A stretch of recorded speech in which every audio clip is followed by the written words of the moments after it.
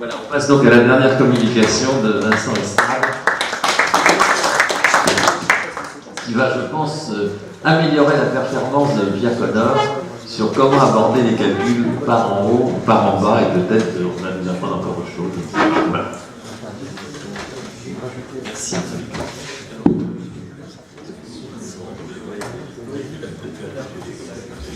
Bonsoir, merci beaucoup pour cette invitation, cher modérateur, bonsoir, chers collègues.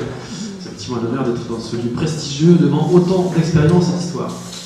Alors, Pierre Connor a déjà fait quasiment l'intégralité de la communication que je vais vous faire.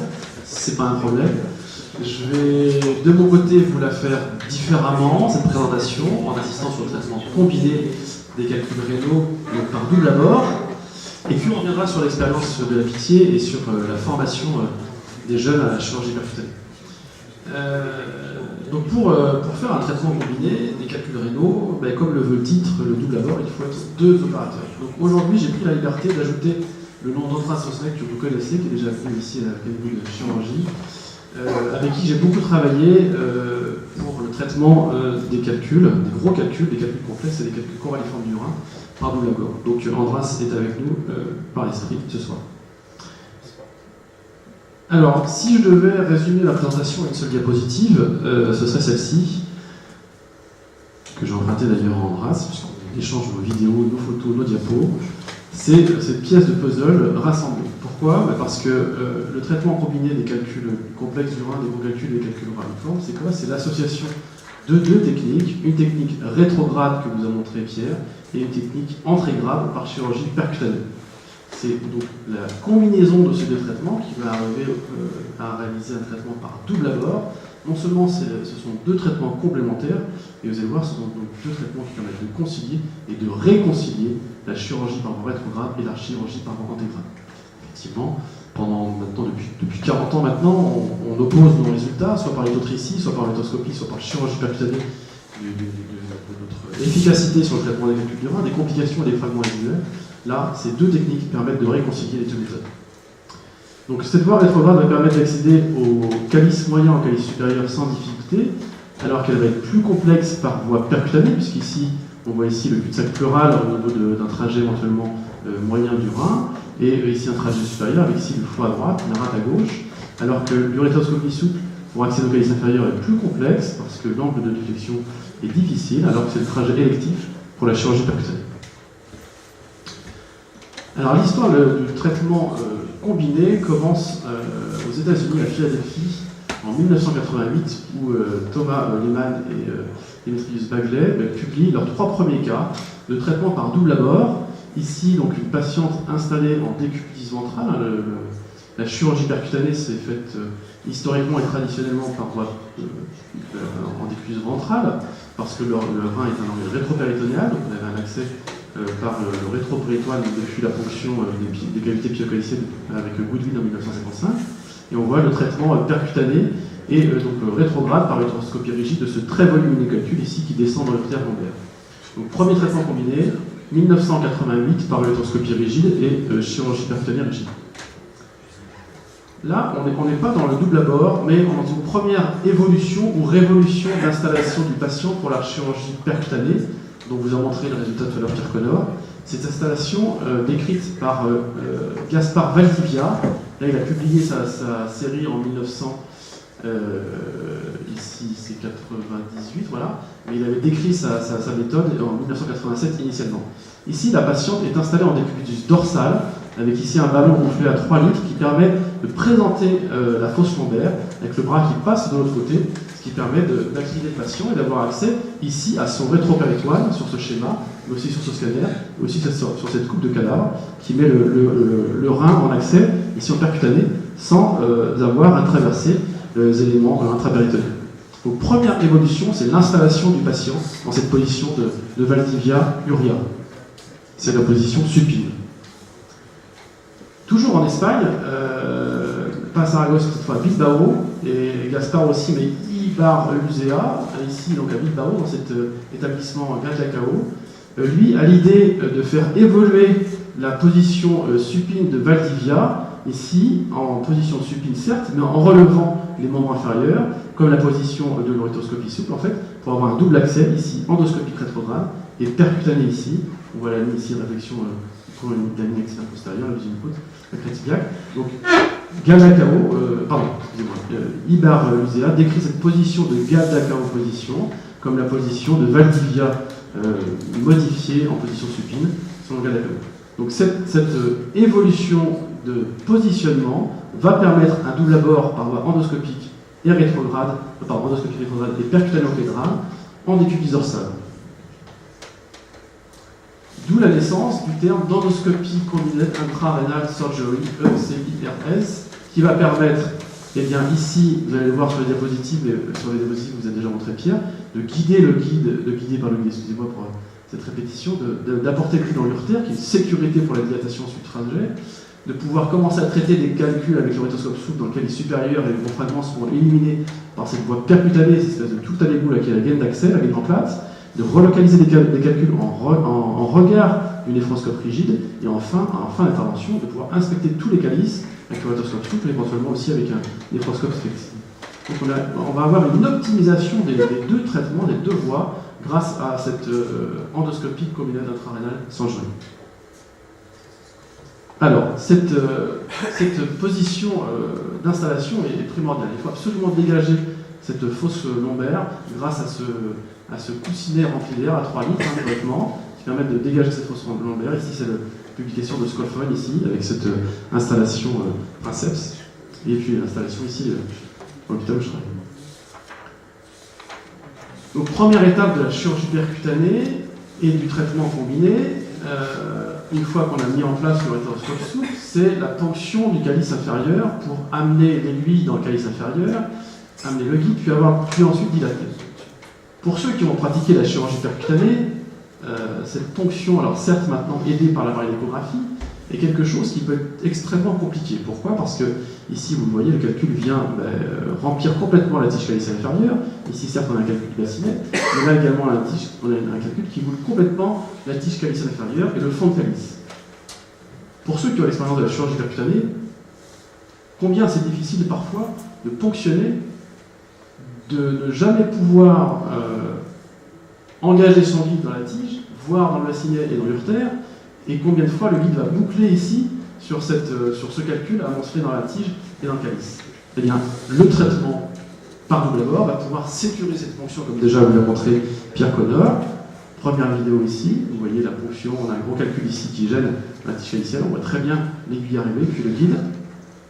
Deuxième exemple ici, certes le calcul ne gêne pas, mais l'endoscope, la remarque comme par voie rétrograde, permet de vérifier l'arrivée de l'aiguille dans la tige calicienne. Dernier exemple ici, le calcul ouvre complètement la cavité et gêne, mais néanmoins, l'apport de l'endoscopie rétrograde permet de sécuriser complètement cette ponction. D'autre part, Pierre l'a montré, et là on le voit aussi, le fait d'introduire l'endoscope par voie rétrograde va permettre d'apporter un flux de sérum et une pression de la cavité rénale qui va permettre, comme l'a montré Pierre, de repérer l'endoscope, de repérer les cavités rénales par l'appareil d'échographie de façon beaucoup plus aisée que si les cavités n'étaient pas dilatées. Deuxième apport du traitement de la prise en charge rétrograde, c'est effectivement de pouvoir récupérer ce guide et de l'amener dans l'urtère, cette ligne de vie dont parlait Pierre Connor, pour sécuriser effectivement tout ce trajet si cher pour la dilatation.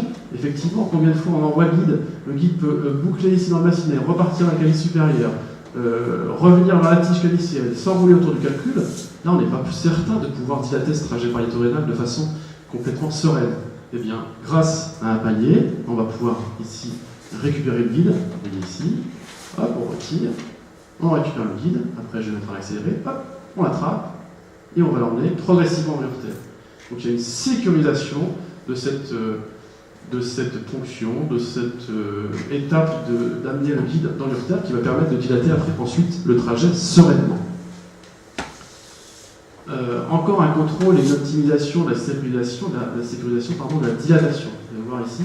Alors, moi, auparavant, je dilatais avec des ballonnets à haute pression, et puis finalement, l'économie et la pression financière de l'intervention m'ont obligé à revenir sur des anciennes gaines métalliques d'Alken qui sont parfaites, effectivement, qui sont très bien, ça coûte pas cher, elles sont restérilisables. Et du coup, grâce à l'endoscopie rétrograde, on va le voir ici, on va pouvoir surveiller la dilatation du trajet pariétorénal. Ici, la gaine métallique va arriver. Voilà, hop, les dilatateurs métalliques d'Alken vont permettre de progressivement dilater le trajet, mettre la gaine en place, pour ensuite faire la chirurgie percutanée. Au passage, puisque vous m'avez posé la question tout à l'heure pour le calcul, les calculs que j'ai montré à la cubelle, on voit un magnifique ici calcul 4B de struvite en superficie et de carbapatite et struvite en section. Un petit clin d'œil à Michel Debon. Et pour répondre à la question qui m'a été posée tout à l'heure, c'était bien un certain nombre de jonctions qui opérait Jacques Hubert, puisque les calculs des caractères tirés avec la pointe de son gros étaient des calculs 1D, donc ça va de calcium monohydraté, complètement lisse en surface, parce que justement, il y a confinement anatomique. Alors, quelques astuces que permet le traitement par double abord, décrites dans la littérature par Holloway, là on est en Angleterre, à Londres. L'endoscope souple va permettre de récupérer des calculs dans le calice supérieur et dans le calcul moyen, soit de les traiter, soit de les mettre en face du néphroscope, et d'être récupérés à ce moment-là par le collègue qui a le néphroscope, et donc une gaine beaucoup plus grosse pour permettre de retirer des gros fragments de calcul. Donc l'exemple endoscopique, le voilà. Vous voyez, là je travaille, je suis à la percutanée, l'interne apporte le calcul en face du néphroscope, je vais commencer à le détruire, et puis après le gros fragment va s'évacuer avec le phénomène d'hyperpression de Venturi. Il n'y a pas besoin de panier pour récupérer le fragment de calcul, il s'évacue de lui-même.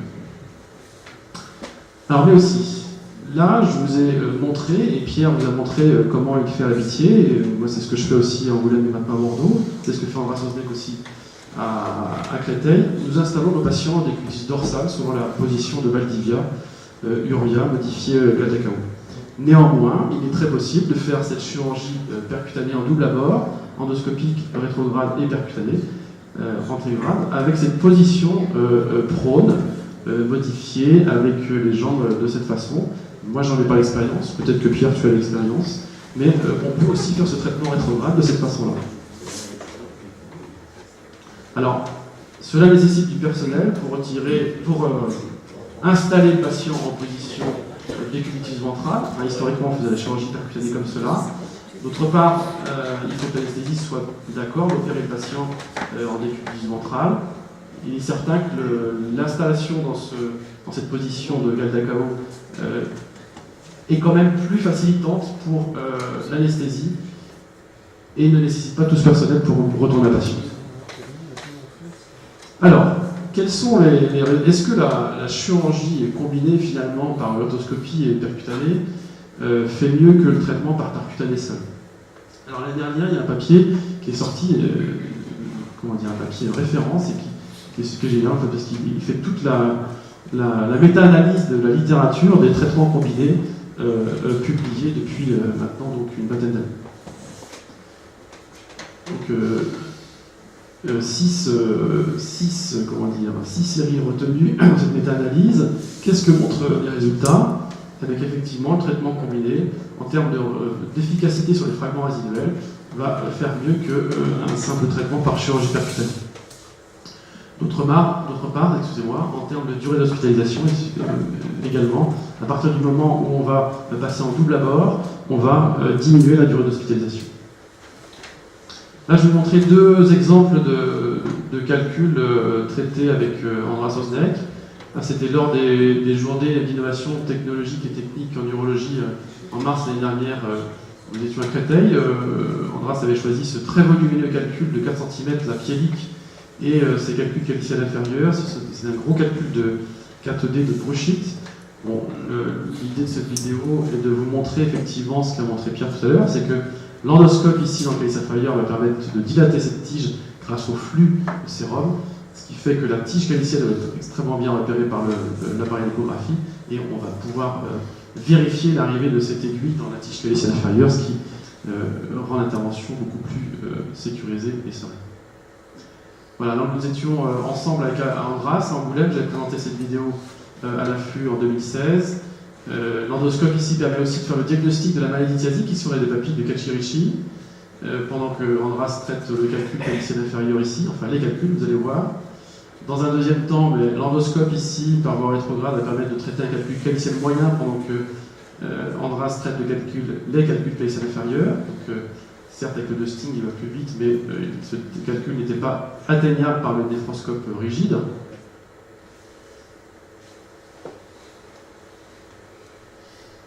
Ensuite, on va passer à la fameuse technique pass the ball, où un petit peu comme du basket, je vais lui délivrer un, voire plusieurs calculs ici devant sa gaine de néphroscope qu'il va pouvoir pulvériser. Donc un calcul difficilement accessible parce que même si on a l'impression que le néphroscope peut accéder au calice inférieur, parfois l'angulation des tiges n'est pas accessible avec le néphroscope. Donc l'endoscopie rétrograde permet de relocaliser ces calculs tout en les traitant dans le même temps. Et enfin, donc l'étape essentielle après la fragmentation, la pulvérisation du calcul, c'est de vérifier toutes les tiges calicielles de façon simultanée. L'endoscope, vous allez pouvoir le voir, va permettre de vérifier le calice supérieur, le calice inférieur, et on va se rendre compte que devant le néphroscope ici, vous avez un aspect ici de caillot. En fait, l'urétéroscope va identifier des calculs ici, donc on a des fragments de calculs ici qui seraient passés inaperçus par le néphroscope, et donc je les présente à mon collègue et il peut les détruire in situ. Donc diminution du nombre de fragments résiduels, meilleure efficacité avec ce traitement de l'endoscope. Enfin,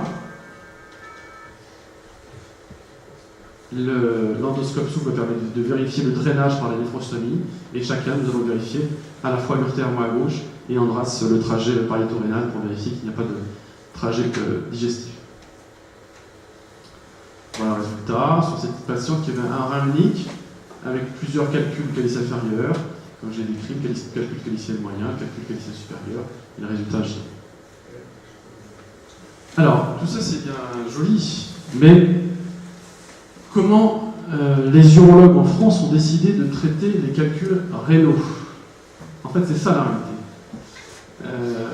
On vous a parlé tout à l'heure de 60 000 urétroscopies, moi j'en ai donné un petit peu moins, mais ce ne sont pas forcément les mêmes sources, et je n'ai recensé que les codes CCM permettant de traiter les calculs rénaux.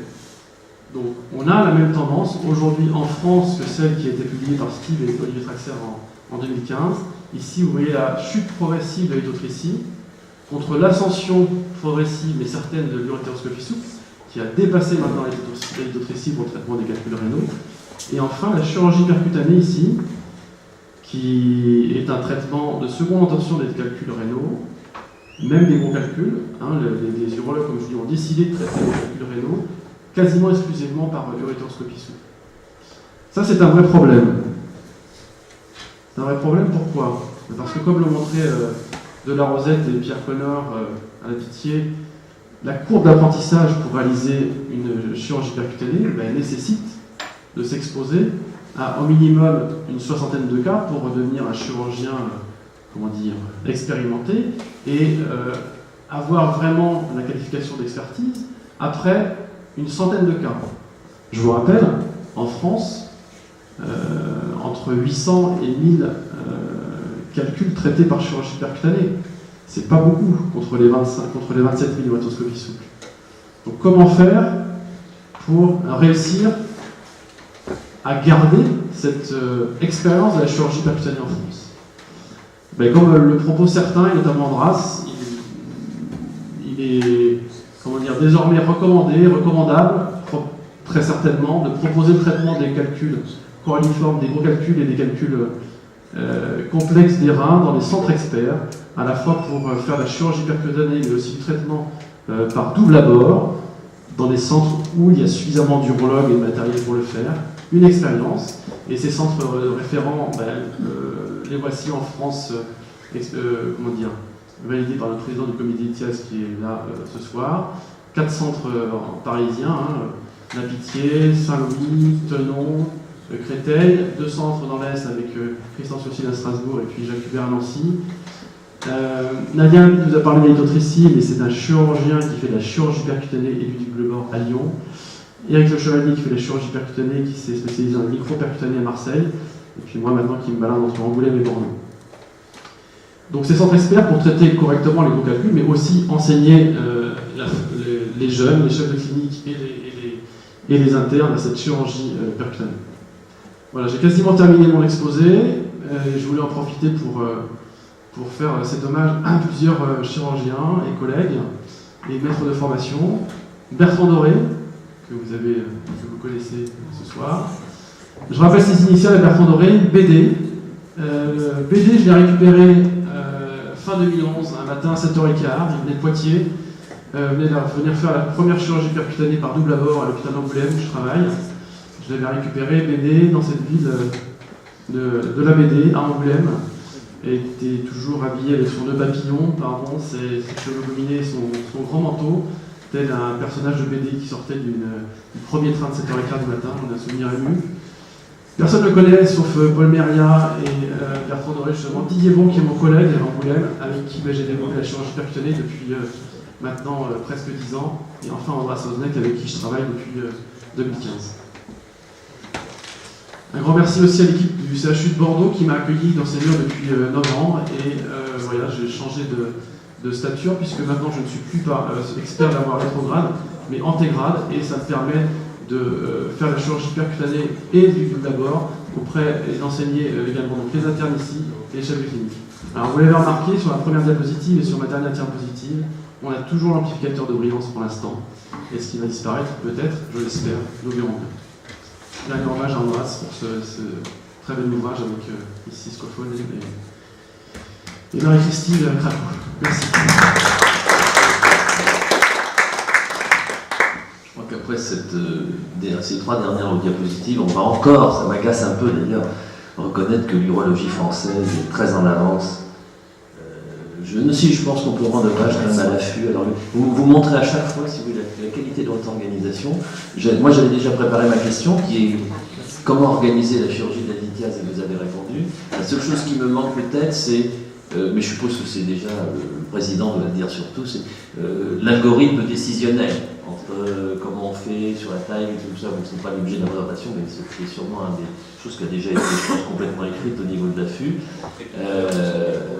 Donc c'est là donc je crois que vous montrez un exemple au niveau de nos tutelles qu'on doit s'organiser au moment de la réforme territoriale. Je crois que c'est très important. On montre bien qu'avec combien il y a 10 centres, on pourrait même pas, je crois.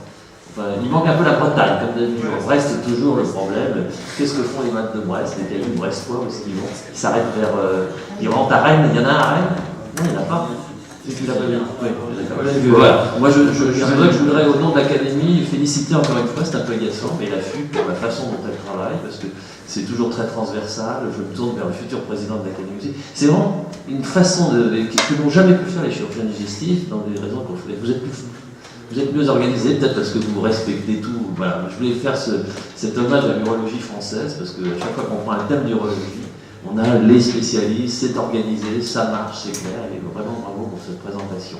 Est-ce qu'il y a des questions très spécifiques sur l'ensemble des communications, ou sur la communication de Vincent Estrade plus précisément? Monsieur Connor peut rajouter quelque chose? Je voulais féliciter Vincent parce que c'est très très bien de pouvoir développer ces techniques-là, et connaissant la très très grande expertise de Vincent en urétéroscopie souple, je suis certain qu'il n'utilisera plus jamais le rhinosique parce que tes images sont trop belles et donc tu es complètement sécurisé. Tu vas voir, c'est beaucoup plus agréable. Je n'ai pas bien regardé, mais je pense qu'il porte une ceinture et des bretelles. Non, tu as entièrement raison, Pierre. Je pense qu'il faut évoluer. Tu as raison, il faut évoluer vers le zéro rayon, c'est effectivement très clair. Après, quand on fait la chirurgie percutanée et la photographie que j'ai montrée à Bordeaux la semaine dernière, faite par Grégoire Robert pendant que j'opérais, j'ai jamais pu faire ce double abord. Pourquoi? C'était impossible de retrouver mon aiguille parce que le calcul était complètement incrusté.